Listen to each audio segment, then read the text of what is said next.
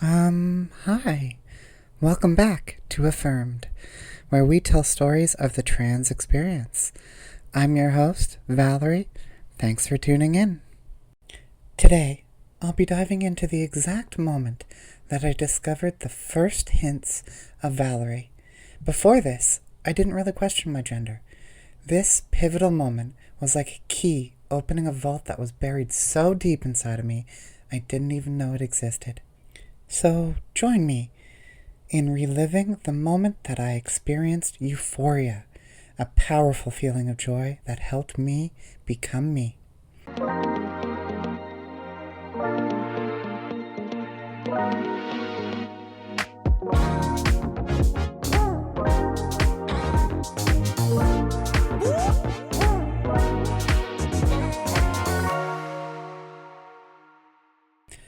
Okay, welcome back. So, I'm actually recording this just a few days after receiving my second gender affirming surgery. So, I will definitely talk about the two surgeries that I've had so far, and all the other surgeries that I know of. In a future episode, we'll discuss everything to do with surgeries. But yeah, I just had my second gender affirming surgery. I'm feeling good, a little bit sore, tired, but overall feeling good and just very excited for, when I'm finally healed and able to just keep living my life. So that's pretty cool. I'll also say that I wrote some notes for this episode. I had some point form notes for the last one. I wrote some more in-depth notes for this, almost like a very light script. I'm trying to keep a balance between me rambling off the cuff, which I very much like to do, and having actual set points that I want to discuss and maybe more of a script. I don't want it, this podcast to feel too much like a book or a script or something like that. I do want it to feel more casual. But I'm also happy to hear from you folks as well that are listening in. If there's a certain style that you prefer, I'm happy to try and accommodate and just see how it goes. But yeah, let's get into it. The moment of self-discovery. So in trans culture, there's, the moment of self-discovery is often referred to as your egg moment. And what this really refers to is sort of that us trans folks are often seen as living within a shell.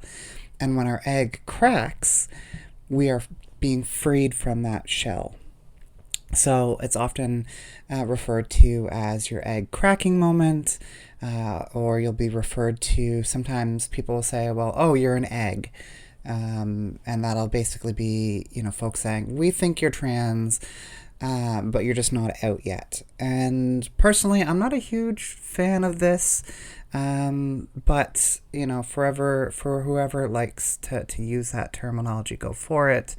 I just, for me, describe it as my moment of self-discovery. So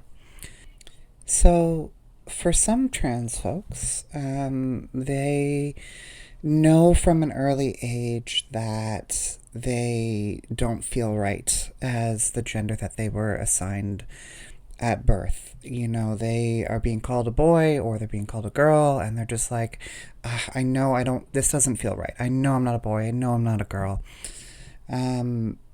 Maybe they experiment playing with, their mother's clothes or makeup, or there's other signs as they grow up that they just aren't, a cis kid. That is not the experience that I had. Personally, I'm a late bloomer. Growing up, I didn't question my gender basically at all.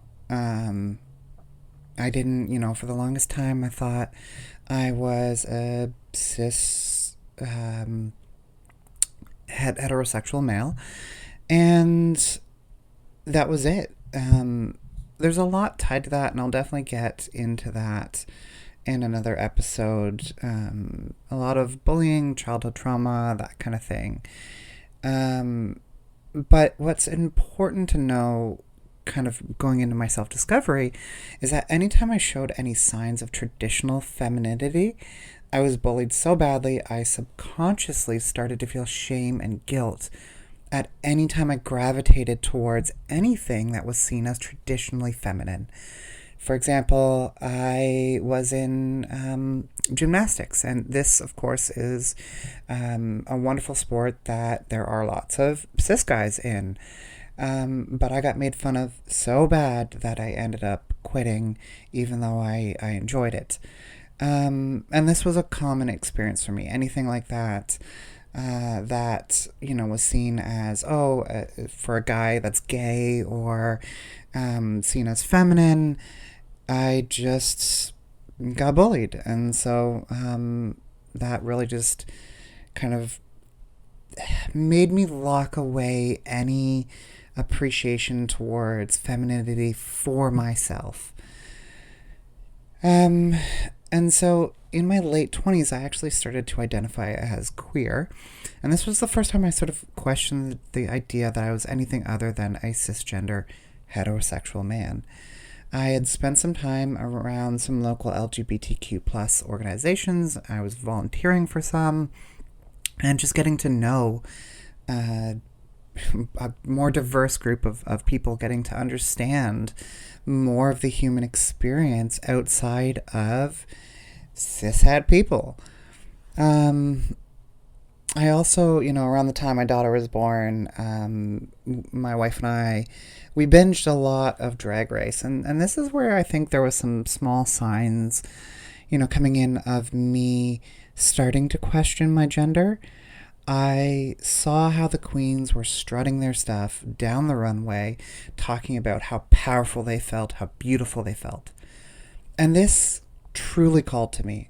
And I never felt anything, at best, I felt apathy towards myself. At worst, I hated myself.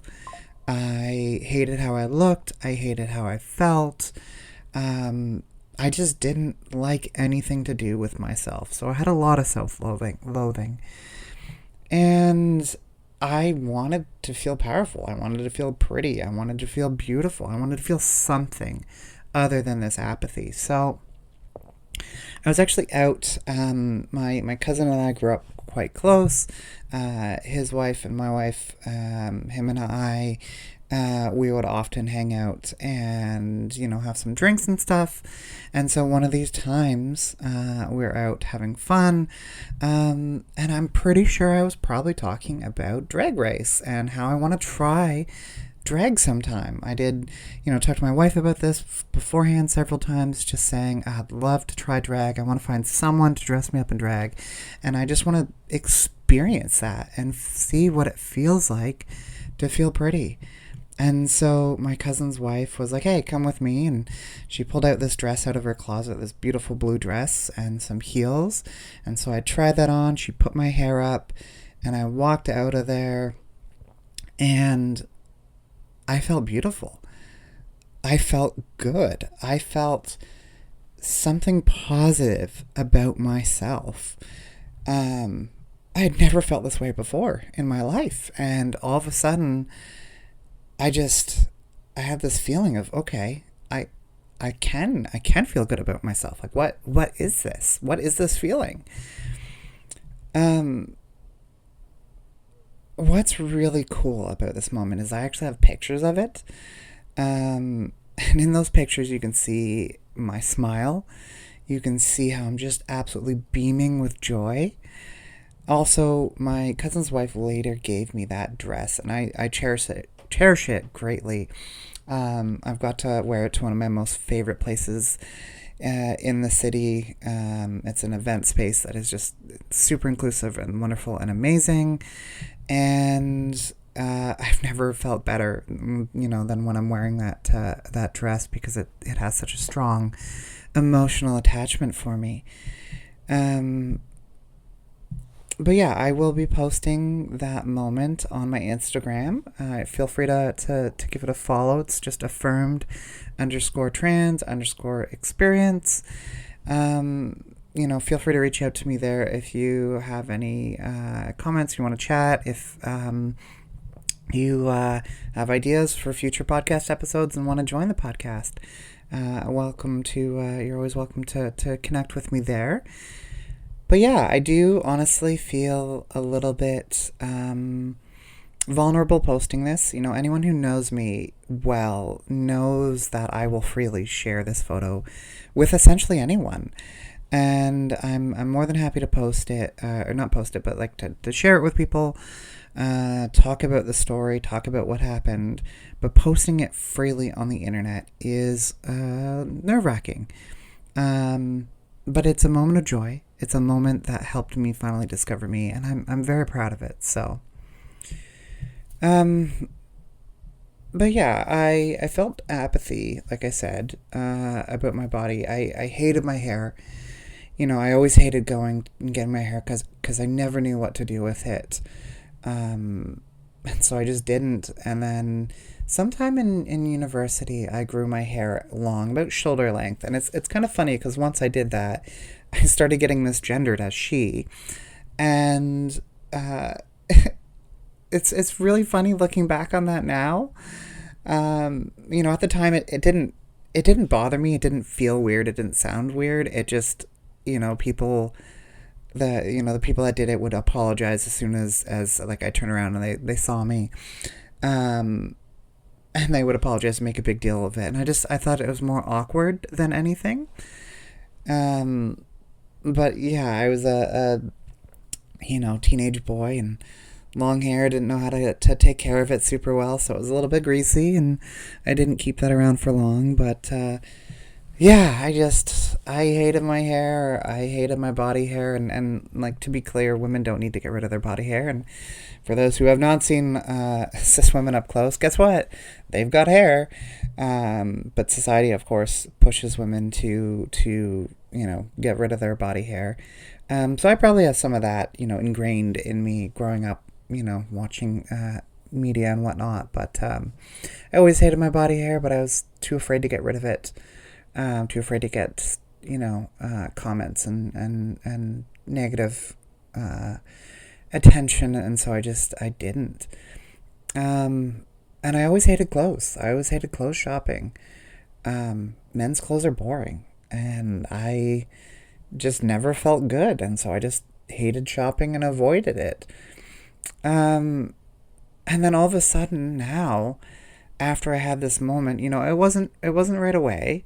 Those feelings kind of built up over probably about a year or so between that moment and when I truly started to like open up and start to come out. And so the feelings just sort of built up, and I was just kind of trying to chase those feelings, and that just really, that moment ignited my desire to try drag and to feel that again. And so eventually I was like, screw it, I don't know how I'll ever try drag, and so instead what I'm going to do is try just ordering some clothes and see if that ignites that feeling again. So I started exploring my gender. I was growing out my hair, which I was already doing anyway because my wife made a comment at some point about her liking it long, and so I was like, okay, cool. If you like it, great. I'll grow it out. And so just happened to already be growing out my hair. I started ordering clothes from Shein. They're cheap, easy to return. It's a safe place in your home to try them on and then just return whatever doesn't fit, whatever you don't like. So it was really easy to use Shein to experiment. I do want to acknowledge, of course, that there are some ethical concerns around Shein. Totally understand that, but for some people that is your best option, and it's better than nothing. And there are alternatives. A friend mentioned Bloom Chic or Bloom Chic to me, and I know that there are other alternatives out there, but this is what I used. And so I'd, every, month or so, I would get a delivery of stuff from Shein, and I would try it on, and I'd show my wife and kind of see what felt good. And it was like I had this whole new set of options available to me that I never had before. Um, it took a few months of this, and I started to think that I was gender fluid, that I was non binary. I was sort of discovering these terms and really just trying things out, seeing how they fit. I went from, he, him, just as I always was, not questioning it, to, okay, maybe he, him, they, them. Maybe he, him, they, them, she, her. Okay, they, them, she, her. Okay, no, just she, her. And now I'm, I kind of go by mostly she, her, but also they, them is fine as well. But yeah, it was a few months of kind of really just starting to figure out what all this meant. It was confusing, definitely, and I had a lot of internal feelings of shame and guilt that I had to get over. A lot of internalized, homophobia and transphobia. Basically, that was bullied into me, where, when I look at others, I wouldn't judge them. But when I looked at myself, and I felt like, oh, I'm a man wearing a dress, I'm a man wearing women's clothes, like, oh, that's not right, I shouldn't do that. But I wouldn't judge anyone else for that, right? But myself, I judged me greatly. I felt that shame, I felt that guilt, and it took me a while to get over that. I did join some Facebook groups that were dedicated to non-binary folks and gender fluid folks, and eventually some trans groups. And I shared a lot of pictures there of my new outfits and things. That's where I started to receive a lot of external validation. Folks were just so amazing, and that really helped me build my confidence. And yeah, over probably about 5-6 months or so of doing this, eventually, I went away on a trip, and I don't really want to get too much into this, but it was a crazy trip where I came back just, okay, no, I'm a trans woman. It didn't, gender fluid didn't feel right. I didn't ever have any sort of positive attitude towards the masculine side of myself. And that's not to say that, any woman, especially like cis woman, doesn't have a masculine side. There's many ways to look at femininity and masculinity.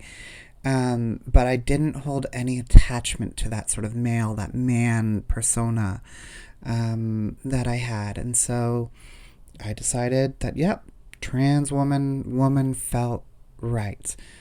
And that was it. Early on, I was going by the name M, just EM, trying that out, kind of maybe a little bit Emily, but really just M. And I had some friends just use that. And so I heard it, and it didn't quite feel right. Eventually, I settled on the name Valerie, and yeah, it's just, now it feels like me, and I can't imagine being called anything else, really.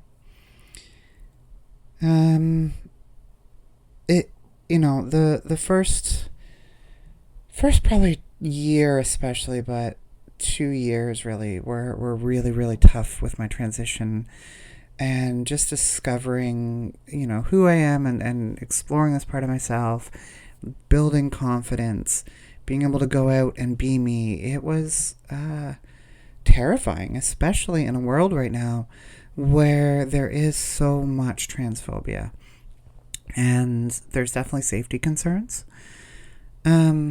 I ended up, one of the dresses I bought from Shein is this really cute green floral dress, and I remember driving over to Shoppers Drug Mart, and I even had a mask on, and I sat, the whole reason why I went out is just to go out wearing something that I felt good in, and to help build that confidence. And I also wanted to pick up a few things of makeup or whatever.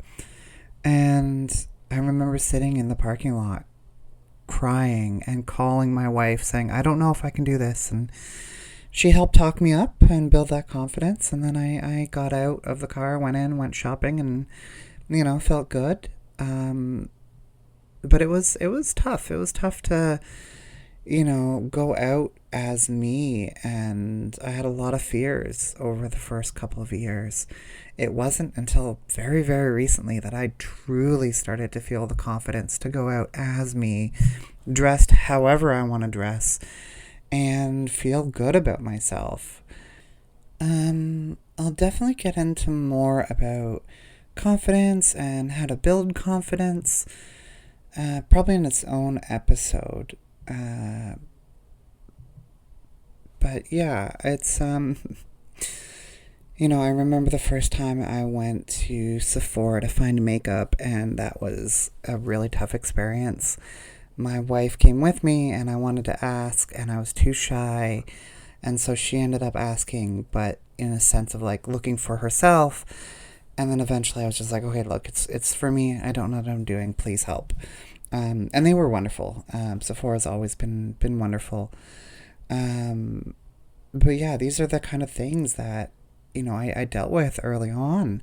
It was just this strong desire of, okay, now I know to some degree who I am. I know that who I was before is not me. I'm exploring this new side of myself. I'm exploring these new things that are, traditionally seen as, only for cis women. And I desperately wanted to just go out and feel confident, feel proud of who I was, and not worry and not have all the fear of people judging me and the fear of, harassment or violence or any of that stuff. And of course, that is something that all women deal with. There is overlapping experiences here, where all women, of course, deal with judgment and harassment and violence and all that. And so it is not specific to the trans experience. But right now, of course, there is a lot of trans hate out there. And so, yeah, I think my cat there is, it's Oz, and she's saying hi, probably saying it's time to wrap up. But I do, just before I go, really want to acknowledge that the me of this time period that I'm talking about would be so, so proud of me now, where I'm at. I'll get into this more and more, but I've had some amazing experiences over the last, especially year, that have truly helped me feel like me. I feel like I have the confidence to be me, face the world as me. I know who I am. I'm proud. I'm confident. And so, yeah, the early days of Valerie would be so proud of where I'm at now. I've got to go let my cat in the room before she riots, but yeah, we're at about 23 minutes, so I think this is definitely a good place to drop it off. I appreciate you all listening in.